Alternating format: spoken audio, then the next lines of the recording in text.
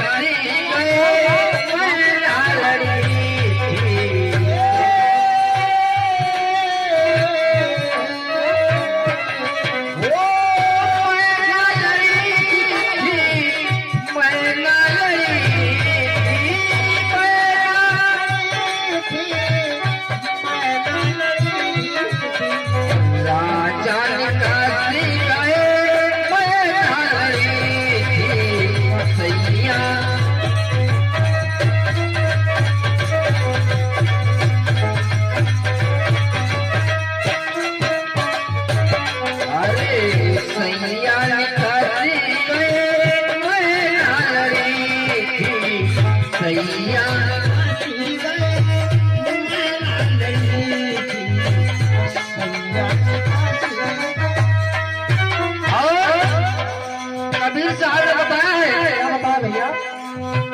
शीशु महल के कसी दरवाजे, शीशु महल के कसी दरवाजे, कसी दरवाजे, कसी दरवाजे, कसी दरवाजे।